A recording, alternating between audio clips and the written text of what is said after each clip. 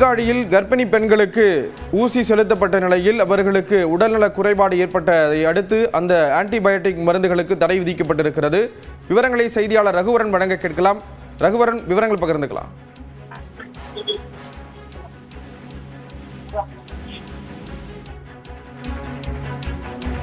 சீர்காழியில் கர்ப்பிணிகளுக்கு ஊசி செலுத்தப்பட்ட நிலையில் அவர்களுக்கு உடல்நல குறைபாடு ஏற்பட்டதை தொடர்ந்து அந்த மருந்துக்கு தடையானது விதிக்கப்பட்டிருக்கிறது. விவரங்களை செய்தியாளர் ரகுவரன் வழங்க கேட்கலாம். ரகுவரன், இது தொடர்பான விவரங்கள் பகிர்ந்துக்கலாம். மருத்துவமனையில் நேற்று தடுப்பூசி மற்றும் ஆன்டிபயோட்டிக் இன்ஜெக்ஷன்கள் செலுத்திக் கொண்ட கர்ப்பிணி பெண்கள் மற்றும் பிரசவம் தரித்த பெண்கள் நேற்று 37 பேர் மயக்கமடைந்தனர்.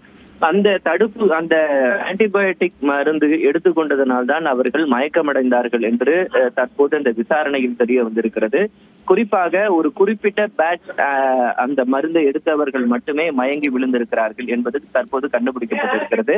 அதனால் தமிழகம் முழுவதும் அந்த குறிப்பிட்ட வகை பேட்ச் அந்த ஆன்டிபயோட்டிக் மருந்துகள் அரசு மருத்துவமனைகள் என்னென்ன அரசு மருத்துவமனைகள் கொடுக்கப்பட்டிருக்கிறதோ அந்த மருந்துகள் எடுத்து செல்வதற்கு நோயாளிகளுக்கு கொடுப்பதற்கு தற்போது தடை விதிக்கப்பட்டிருக்கிறது.